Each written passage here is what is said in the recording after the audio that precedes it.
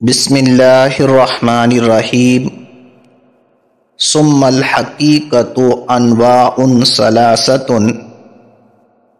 متعذرۃ ومحجورۃ ومستعملۃ۔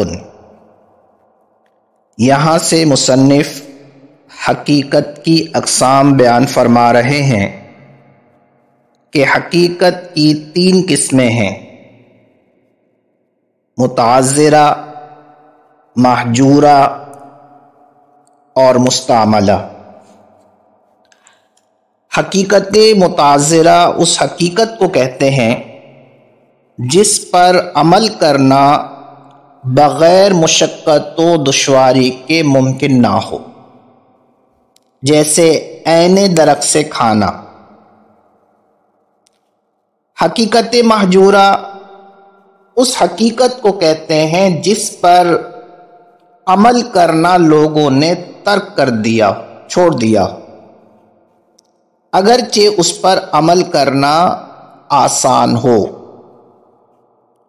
جیسے وضع قدم رکھنا۔ حقیقت مستعملہ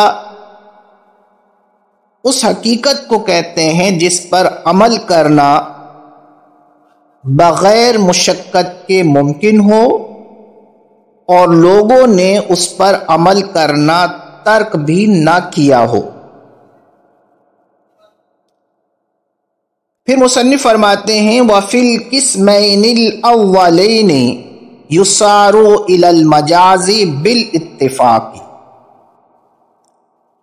پہلی 2 قسموں میں بالاتفاق مجاز کی طرف رجوع کیا جائے گا۔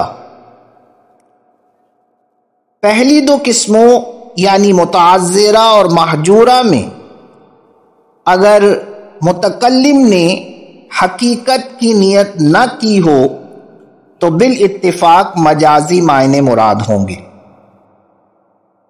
متعذرہ کی مثال یہ ہے کہ کسی شخص نے قسم کھا کر کہا لا یأکل من ہذہ الشجرۃ، وہ اس درخت سے نہیں کھائے گا، یا کہا لا یأکل من ہذہ القدر، وہ اس ہانڈی سے نہیں کھائے گا۔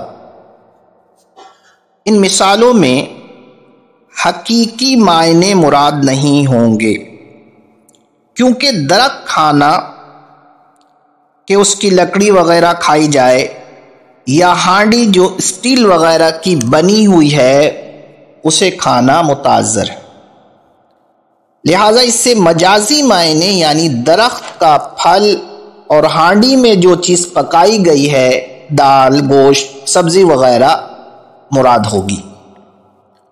اگر اس شخص نے جس نے یہ قسم کھائی تھی کہ وہ اس درخت یا ہانڈی سے نہیں کھائے گا، بتکلف عین درخت یا عین ہانڈی سے کچھ کھا لے تو وہ حانث نہیں ہوگا۔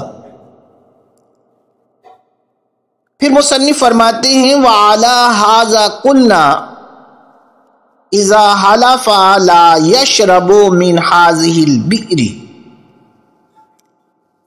اس پر ہم نے کہا، یعنی حقیقت متعذرہ اور محجورہ میں بالاتفاق مجازی معنی مراد ہوتے ہیں۔ جب کسی نے قسم کھائی کہ وہ اس کنویں سے نہیں پیے گا، اس جملے کے حقیقی معنی منہ لگا کر پینا ہے اور مجازی معنی چلو وغیرہ میں لے کر پینا ہے۔ منہ لگا کر پینا متعذر ہے، لہٰذا اس سے چلو وغیرہ میں لے کر پینا مراد ہوگا۔ اور اگر بتکلف کنویں سے منہ لگا کر پانی پی لیا تو بالاتفاق حانث نہیں ہوگا۔ محجورہ کی مثال یہ ہے کہ اگر کسی نے قسم کھائی لا یدع قدمہ فی دار فلان، وہ فلاں کے گھر میں اپنا قدم نہیں رکھے گا۔